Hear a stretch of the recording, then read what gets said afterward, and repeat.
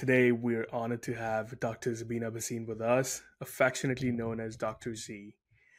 She's a child psychiatrist and a distinguished diversity, inclusion, and child expert who is passionate about helping us understand and appreciate our unique differences by creating belonging. She's championing the movement Listen to the Kids by empowering the youth voices. Along with the brand Ain Kids, she educates, empowers children about global cultures, bridging the gap between our generational divide. She hopes that together we will create a nurturing yet dynamic environment where young voices are not only heard but are central to shaping discussions about a collective future. Additionally, Dr. Z is a dedicated advocate against hate crimes and bullying, leading the impactful Stop Hate campaign. Alongside her professional achievements, she cherishes her role as a mother, bringing her deep understanding of children's development into everything she does. Today, we dive into her inspiring journey and explore how she blends cultural advocacy with child psychiatry to make a difference in the lives of many. Thank you for joining us today, Dr. Z. Thank you for having me. That was such a wonderful introduction. I didn't even understand that I do all that. Sometimes you read it yourself. You don't We're think glad to about what you have you. do, but that was really nice. Thank you, Raul. No problem. Uh, yeah, so getting into it, Dr. Z, your journey into entrepreneurship with in kids is it's quite inspiring. Could you share how your personal and professional experiences led to the creation of in kids and what motivated you to focus on cultural education and inclusivity through this platform? So, one of the things is, as someone who's worked in the medical world, and had parents that were immigrants, I think a lot of us experience coming either to this country or being immigrants ourselves or being first generations in this country, a lot of prejudicial or some sort of racial discrimination or bullying or some sort of being made fun of. All of those things have happened to someone, whether you're an immigrant or not. I think some point in your life as a child or as a young adult or even as an adult, you go through that, right? So I think the initiation for me, as someone who was South Asian and was Sikh and came from a family of, immigrant parents, when my daughter, who is a second generation American, comes to me and says, "Why do people keep asking me where I'm from?" I kind of get it taken back to be like, "What do you mean? You're 4 years old. Who asks a 4-year-old that question or a 5-year-old that question?" But that really was the essence, that it's not those children's fault or those parents' fault or the teacher's fault. There's nothing out there. We go 1 month at a time to educate our children about other communities. We, in our homes, educate them about our culture and our communities. But we're all a melting pot here. We all come from different places. Now, within my own family, being South Asian and Sikh, my brothers and cousins are all married to non-South Asian people. Majority of them are. Some are not, some are. So we are ourselves now a diverse family, you know? So I think we were already growing in that diversity within our own household, that I was surprised that my daughter didn't identify as I'm Indian or I'm this. She was like, I'm a human being, I'm a person. But it really then affected her because she's like, why are they asking me that? That's really where the inspiration came. That I felt like I went 40 years back where I was being bullied for who I was. Right. And I don't think she was being bullied. I think for her, it was just like this question that was like confusing. She's like, I'm from West Hills. I was born in Correct. California. Like, she didn't know anything about India yet. Like, we still haven't taken her because the pandemic happened after that. So we haven't experienced that. Yes, she knows Gurdwara Sahib. She knows Punjabi. I mean, to the little amount that I also blame myself for not being very fluent with that with them. But they know, like the basics, right? They watch Hindi films and Punjabi films. They love, the music, the culture, the food. All of that is, they get that. But again, that's in my household. Now, nobody's teaching in a Japanese household or an Italian household or in a Black household about the South Asian culture. I have to go out and teach that, right? But what if we reverse it? What if we Correct. teach about other people's cultures and communities in our houses? What if we hand, products and toys from the Italian community, from the Australian community, from the Black community, from the Jewish community, from the Muslim community to our kids? and broaden their horizons. So that was the essence of it, right? Now, I think my father being an immigrant and being someone who was an activist within the Sikh community inspired me. I don't think I recognized that till now with the work I do. And then my mother herself being a teacher and a special education teacher, but then also being a foster mom. After I left home, my mom brought in kids from all around different backgrounds. You know, that, I don't think I recognized that was an inspiration to me too. You realize inspirations come later when you've actually like doing the work. So those were a few things that I realize Yes. now were kind of my development to the work that I'm doing as well. Correct. I mean, I can see how important this is, and it is such an eye-opening experience once you. So, in a way, we all know about this in the back of our minds, but when someone else says the same thing to you, you then realize how impactful and Right. important this is. You know, I mean, I. I'm a fresh person in the U.S. in terms of the old people, and I've experienced this in the 7 years that I've been in the U.S. And when I tell them that I am a Sikh, they the first thing that comes to their mind is, is that a classification of a Muslim, or what? I mean, where exactly are you from, and what it is? If people are not educated properly, I think that education has to be somehow knitted into how Mhm. kids grow, and then as you say, we're not raising kids, we're raising adults. So I think that has to We're be technically embedded not in raising the them, we're very guiding them. Because if you're raising okay. something, then you have an outcome for them. Which in our community is Hmm. very common. I mean, multiple generations have said, as we are being raised, that this is what you will be: a doctor, lawyer, engineer, which is what my choices were, or a housewife, or, there was a determined outcome for the child or then the adult. But if we're going to help our young youth become who they want to be, then we're guiding them. So we're not Hmm. raising Interesting. we're not guiding adults, we're not raising kids, and we're not guiding kids. We're guiding adults because that's the next generation. See, Yeah, changes of it really perspective does. starts right here with me. I'm Mhm. glad to learn this.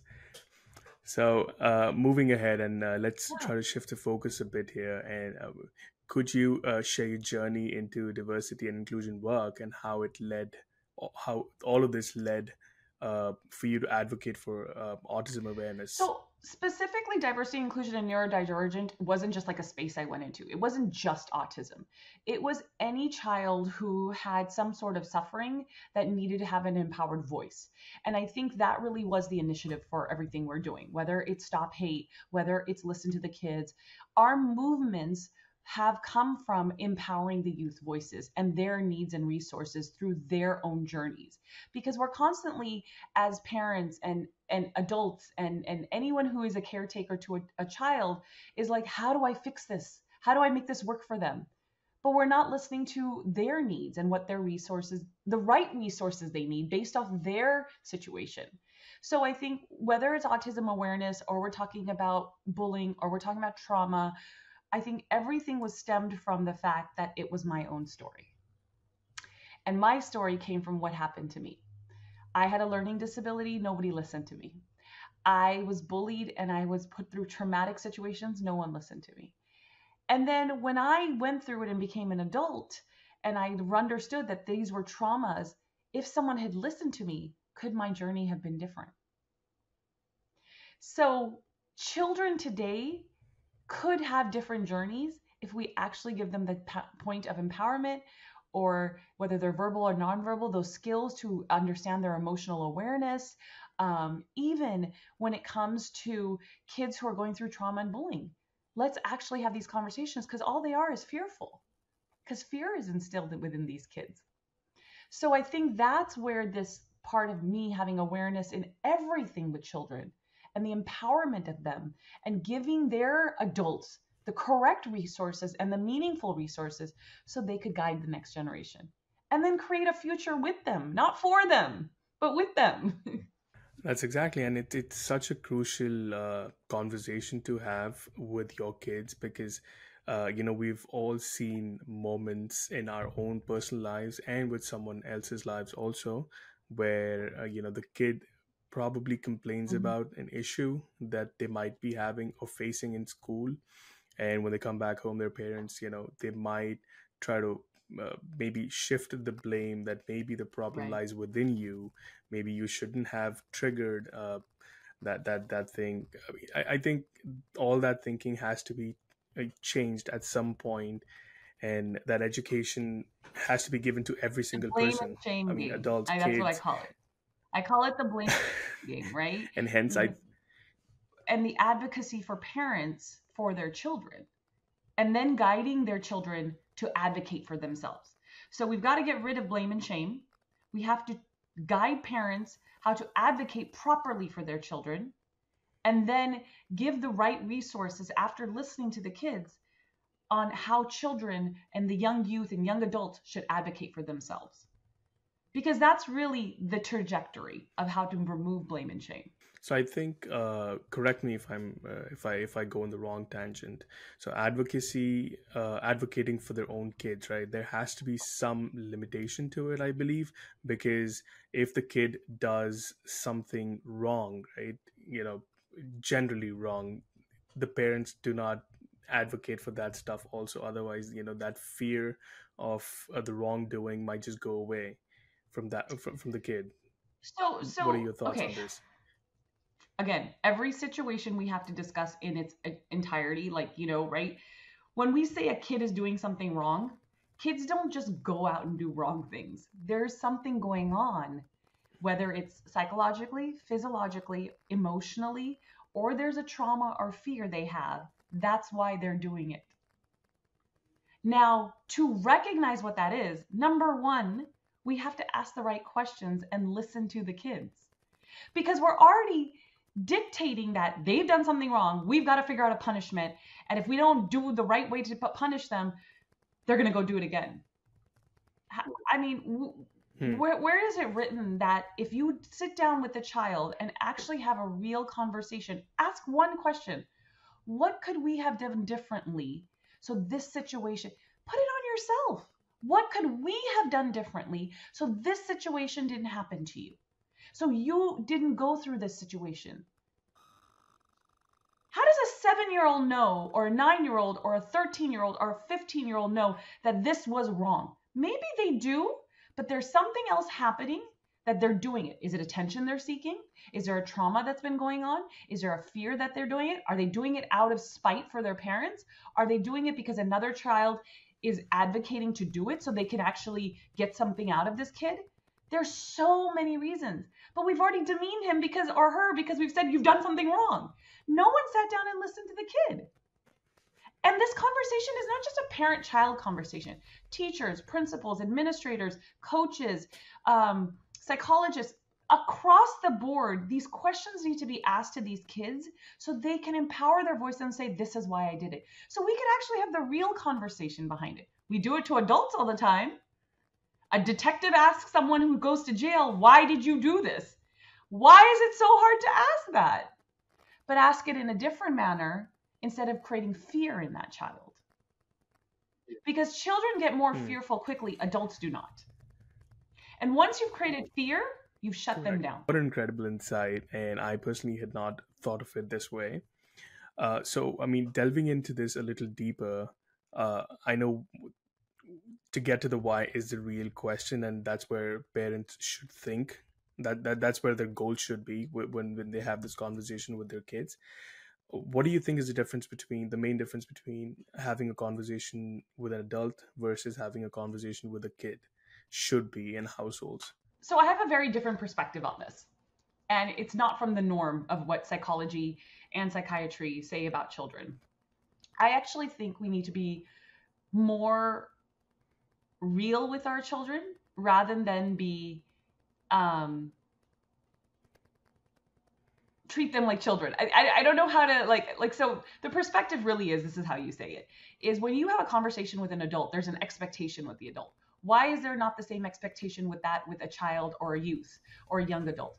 Because they're going to be adults one day. So let's talk about specifically one thing. Let's talk about sexual trauma, right? We want to protect our children from all of these abusers out there that we don't even know exist in any place. It could be in our homes, it could be in our schools, it could be in our churches, it could be in our wherever there are these people who we don't know are in disguise, and we need to teach our children to protect themselves. Okay, so number one, we need to tell them the truth about how this works. So I've had people come up to me, they're like, oh my God, how can you talk to a 3 or 4 or 5-year-old about sex? I'm like, because I want to protect my child from someone who could hurt my child. I want to give them that uh-oh feeling, and I want them to recognize that uh-oh feeling, and I want them to run. So if I don't talk to them about these real effects in life, guess what happens? Somebody could harm my child or a young person. There's fear instilled within my child that I don't want them to have. So they, if they have fear, then they're not going to come tell me. I want them to have this non-judgmental, safe space. Everything, every single thing you could tell me, I will not get mad. There will be a point that I'm going to figure out how to have a conversation with you if I don't think it's the right way you're going, but I am not going to get mad at you. If you do something wrong, I want you to come tell me. I want you to come tell a safe adult you feel secure with, whether it's your coach, whether it's your teacher, whether it's your guidance counselor, whoever it is. You should have one person. You always feel that. For me, in my world, I want it to be me. I don't care if you are my patient, a kid that I'm working with, a kid who's part of something that I'm doing as a movement. I will feel you can tell me anything. But I'm going to have that real conversation with you because I'm going to keep you safe. So when my 5-year-old got 5 and we were talking about our genitalia and it was real conversations. What breasts are, what are these real words that in communities like ours don't want to talk about. But guess where the abuse happens? In communities like ours. Because ਕੁੜੀਆਂ ਇੱਕ ਵਾਰ ਜੇ ਹੋਏ ਮੁੰਡੇ ਇੱਕ ਵਾਰ ਜੇ ਹੋਏ ਪਰ ਅਸੀਂ ਆਪਣੀ ਕੁੜੀਆਂ ਨੂੰ ਪ੍ਰੋਟੈਕਟ ਨਹੀਂ ਕਰ ਸਕਦੇ ਐਂਡ ਅਸੀਂ ਆਪਣੇ ਮੁੰਡਿਆਂ ਨੂੰ ਹਰ ਇੱਕ ਚੀਜ਼ ਕਰਨੇ ਦਿੰਦੇ ਆ ਫਿਰ ਜਦ ਕੁੜੀ ਦੀ ਇੱਜ਼ਤ ਲੁੱਟਦੀ ਹੈ ਫਿਰ ਆਪਣੇ ਪਿਓ ਦੇ ਪੱਗ ਦੇ ਉੱਪਰ ਦਾਗ ਜਰੇ ਪਰ ਤੁਸੀਂ ਆਪਣੀ ਕੁੜੀਆਂ ਨੂੰ ਨਹੀਂ ਸਿਖਾਇਆ ਕੁਝ ਔਰ ਉਹਦੇ ਉੱਪਰ ਤੁਸੀਂ ਆਪਣੇ ਮੁੰਡਿਆਂ ਨੂੰ ਵੀ ਨਹੀਂ ਸਿਖਾਇਆ ਕਿ ਕੁੜੀਆਂ ਦੇ ਨਾਲ ਕਿੰਜ ਪੇਸ਼ ਆਉਣਾ ਚਾਹੀਦਾ and you can start that at 5 years old. It's a really unique perspective, and I 100% agree with whatever you're saying. And it's really important to start at the foundation, at the very foundation. And I am grateful that my family has always had an open mind, but unfortunately, a lot of the South Asian diaspora, I would say, and a lot of people, yes, this does not exist in their households. And I think this should be, people now have started talking about these, have started having these conversations with their kids, but it's high time, they start giving these things priorities. It's very basic, but when you said the conversation with the Munda Kudi, it reminds me of this video that I had seen. I might not remember it correctly and accurately, but there were 2 children, a boy and a girl, and then the boy started crying, and then the mom goes like, "Kudiya mangu kyun ro raha hai?" And then that view has to change. I think men can cry too, but just having that stigmatic thinking that has to go away. I agree with you. Yes. So let's move on to the next question we have for you. So talking about the South Asian communities, right? Everyone, how does the concept of izzat, affect the way families might respond to a diagnosis of autism or something similar in the children? So fortunately or unfortunately, our communities live off of what society says. I actually think it's an unfortunate factor because society determines how the outlook should be. We have always like we say in our communities, "Dunya ki kahegi, log ki kahnge." Right.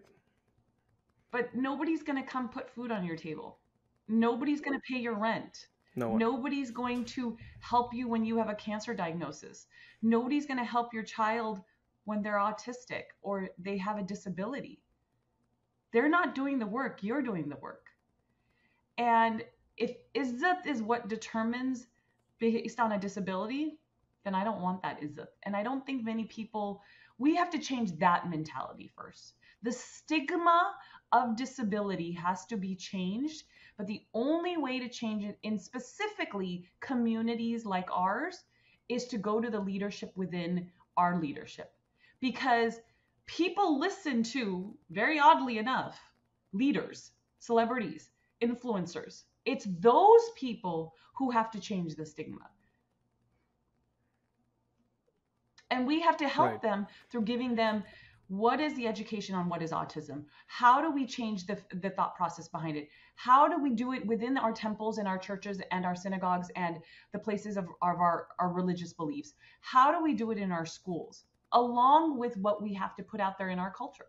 100%. I think, I mean, I agree that the foundation needs to be strong, but in an organizational structure, I think everything starts from the top, and the values, the principles that need to be embedded in the community. These leadership, all the leaders and all the influencers, people who have the voice and they have an audience who are ready to hear their voice, they should be the messengers of this very Right, important and topic. I think the leadership, So, like let's just say if we talk about our Sikh community, the leadership and the granthis are, they're open, they're empathetic to diverse, communities, and we always have langar ready for everyone. We're not inclusive. We are inclusive. I mean, that's what literally our religious beliefs are based on. Guru Nanak Dev Ji, he his basis of how this community was built that we don't have prejudice against disabilities. We as a Sikh community, regardless of gender, race, and disability, class, or wealth, are treated and respected with dignity. And that's what the Sikh book, holy book, our Guru Granth Sahib, is based off of. You accept all humans as equals and let them be on their own sec.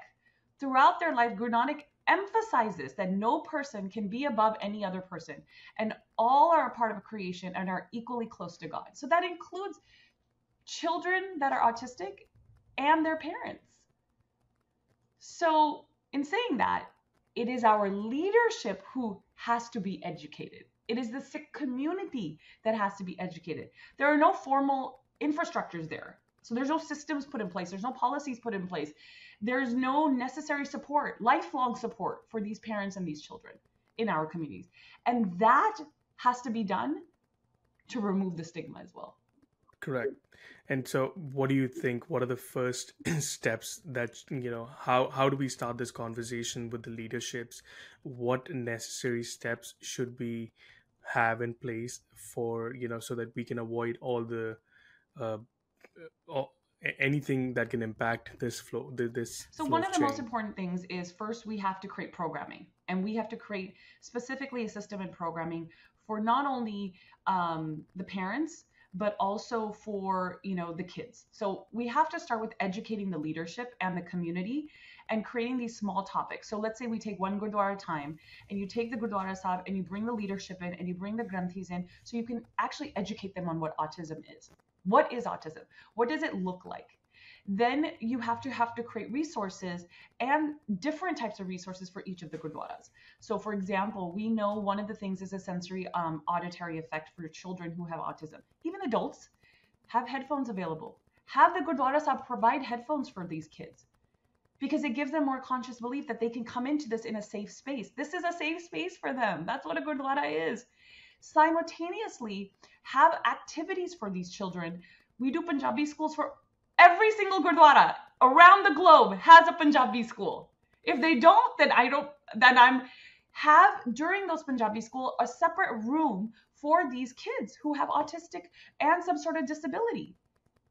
Now, you're not going to teach Punjabi to a dyslexic kid like you treat a normal kid, right? Who doesn't have dyslexia. You're going to help them. Why not help the autistic kid? They need to learn Punjabi. They can learn it through song. They can learn it through crafts. They can learn, and you have this capability there. So volunteer the parents who have these autistic children, bring in the right guidance, bring in those experts in autism, have that education. And then the fourth most is when you're doing these activities at these big functions like Visakhi and all this, make sure you're involving these parents to say, what can we do to provide your child or your family who has this disability? Create inclusivity, because that's what our religion was based off of: equality and inclusivity. I mean, my work comes from where I came from, which is I'm a Sikh girl and daughter of this community. And that's what I'm doing to bring it to across the world. I don't help one community, I help all communities. You're just But trying that's to, the point of it. You know, right, from migrant workers and their 100%. children who are Latinx to young Black girls and boys who are not having empowerment and need it, and to girls who want to get away from shame of their body. Like, there's across the globe, but that's creating a place of belonging for these people. And that's what we have to do for autism in our community specific. Yep.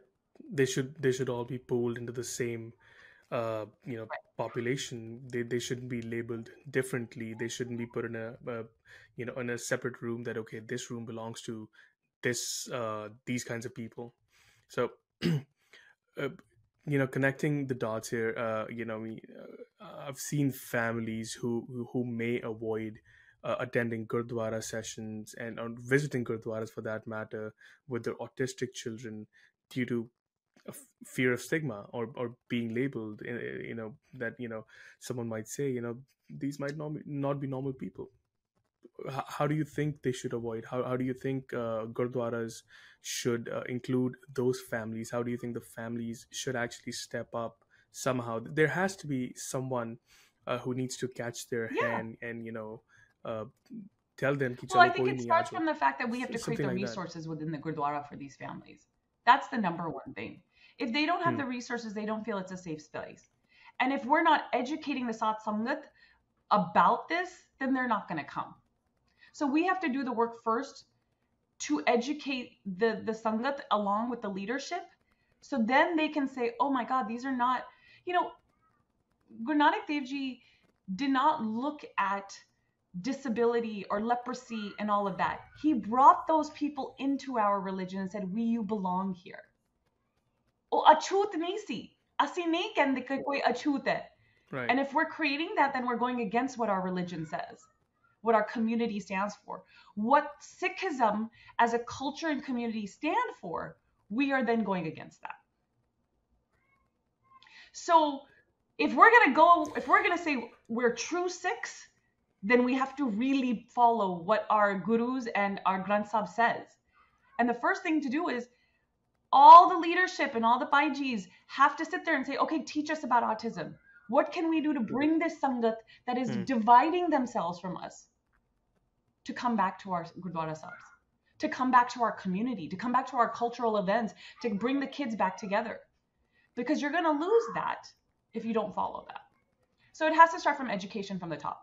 So, I mean, you mentioned earlier that there are some gurdwaras who are doing this actively, and in the US specifically, that gurdwara should maybe just try to learn a thing, and just try to adapt those features, those resources, and duplicate them here in the US. I mean, what are some of those So I resources have that we're done a talking lot of about? research. Now, again, I am not an autism expert. So one of the things I want to do with United Six is bring in these experts, connect with these nonprofit organizations around the globe, because there's a lot in the UK, there's a lot in Canada. I do not see a lot in the US. I think we could be leaders in that as a United Six organization, along with our Umeed, what we do, and really brand out, achieving some aims and objectives, which is really to bring Sikh neurodiversity, because that's what autism is under, whether it's autism, ADHD. I want to put the whole spectrum, right? It's neurodiversity, creating a Sikh neurodiversity network with all these parents, because there's probably thousands around this country who have this. Creating this network of parents and children, and really building programs, and then creating this whole welcoming and nurturing environment, so then neurodiverse children and adults don't feel like they can't come to this. So to do that, we have to regularly create these networks and these events so that people can understand it, right? And that's a lot of work. And that's going to have to come from all these people. They have to come tell us who they are so we can bring them in. This is lifelong. This isn't one time, because everything changes, right? And then It's a right. And continued then effort. we also have to, like, put events together. We have to put the correct, so in these classrooms that we have for the kids, musical instruments and arts and crafts and sensory toys, then we also have to have a network of volunteers because we can't do this alone. In the Gurdwara Sahib, you have to have volunteers. In the cultural activities, you have to have volunteers. And then you have to really also know that when you're closing this gap, you're going to encounter people who are still going to feel, I don't want my kid around this kid because what if these are not diseases that are caught by a sneeze, you know? So you have to identify Right. what those problems and issues are. So you have to then readdress and educate those people again. So I think it's achieving certain things, and everyone's currently working on them. Why recreate the wheel? Let's reach out to those administrations and those organizations who are already doing this, and let's do it with them here. You know, why recreate the wheel? You know, Right. let's reach out to them and let's do that. I think that's a help. And then we need that network of these neurodivergent families to come to us and be like, we are your families. We want that help. Because we can put it out there, but unless they're coming to us, we can't do any of the work as well. Correct. So this conversation has been truly enlightening in lots of multiple ways. Um, to try to conclude this episode, what message would you like to convey to those who want to be allies in this effort? Don't think about it, just do it. Just do it. Just don't question yourself. You have a heart. You come from a very vast community of people who want help, and nobody's going to say no to you if you're going to help us. We're here, you know. I would love to reach out to the American Autism Speaks and all of the communities out there that are non-Sikh so they can guide us also what to do. And all you experts out there in autism, come, let's do this. You know, we don't want to do this alone, but we need to get rid of the stigma in our community for us to help those neurodivergent families. And we can help you get rid of the stigma if you help us with the programming. How intriguing. How intriguing.